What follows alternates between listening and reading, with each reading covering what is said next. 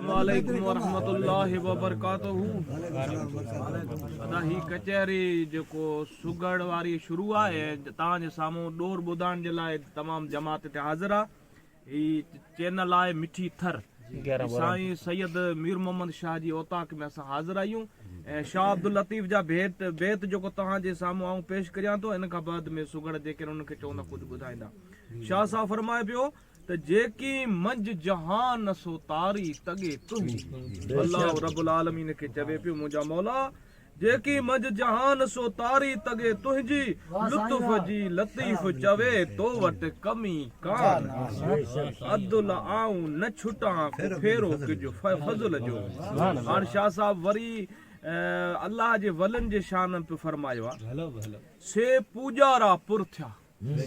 शाह साहब फरमाए पियो से पूजारा पुर थिया समुद्र सेवा है जन आंदाऊं अमी कमा मोती जहवारन लधाऊं पे लतीफ चवे के ललूं खां लहरन पो नाहे कीमत तन मुल महांगो तन जो। वो अदा हिन दरियान जी नी समुंडन जी भिटाई कोन ॻाल्हि की आहे। शाह अब्दुल लतीफ़ फरमाए तो अल्लाह वारन जो जेको दर आहे न महबूब जा हे जेके आले रसूल इन जी दर खां जेका शइ मिलंदी आहे न ई बि तोखे हर जगह त कोन मिलंदी। जेकर ख़िदमत इते कर पियो जेकर हिकिड़ो मासो मिली वई न त तुंहिंजा सभु जहान ठही विया। हाणे असांजो समुंड जी जर तो जी जी जी सवे वार सिर में हीरा मोती लाल जे मसो दे माल तो पूजा पुर थी। हां साईं भिटाई तो पोइ सॼो फरमायो आहे। हाणे असांजे न थर जो मशहूर हिन वक़्त में साईं मोहम्मद इब्राहिम दर्स ई लुकमान लारिसर के ॾाढो माण्हू चाहिनि पिया। सो अॼु लुकमान खे चऊं पिया त कुझु कंहिं शाइर जो तव्हां सुठो हुजनि शाह साहब जो हुजनि कंहिं शाइर जो हुजनि।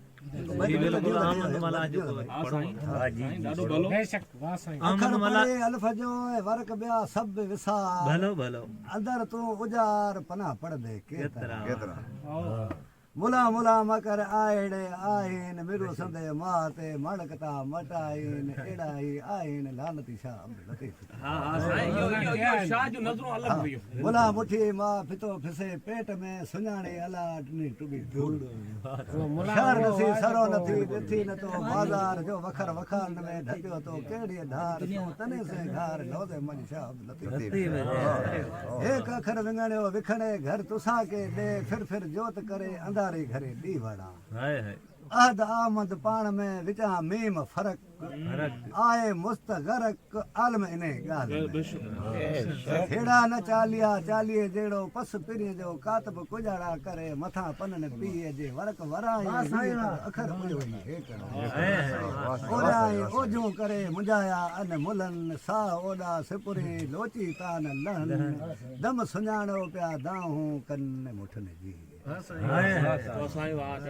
ॾिठो मोरम माओ शको शाहज़ादन थियो मके मदीना माड़ू रुनो मथे वाइग लगे वाह जो हुक्म हेड़ा तो करे मोरम मोटी आया आया तान इमाम मदीने जा जाम मोला मुखे मेड़िए मीर मदीना निकरी डेरा ॾिनाऊं काठी पाणी गांव खे माड़ू मुकाऊं चढ़ंदे ईअं चयाऊं त वेड़ थींदी वॾा मीर मदीना निकरी रिड़ा मथे रिंद घोड़ा तन घोटन जाए पुरिया मथे पंद जिया रया रातड़ी से सुहाराई संद कुला करंग कंद झुरिया तन जंजा बहादुर गदा बहादुर कह किल विल कन हणियो धड़ धड़न ते हाकारियो हणन किरन कंद भजन झुरिया तन जंजा मेहंदी लावण दे शादी मेहंदी लावण दे कासम सा सेज विछावण दे मेहंदी लावण दे मेहंदी तेडी रंग रंगीली चोटा लाल मां पियो ॾिठी शेरा ख़बरा निमाणे दे ना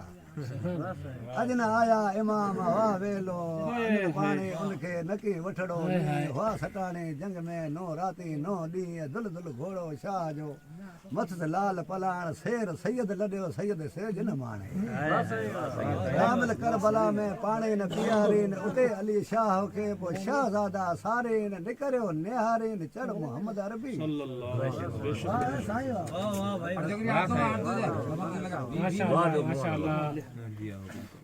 अहमद मला पढ़ो साईं भले भले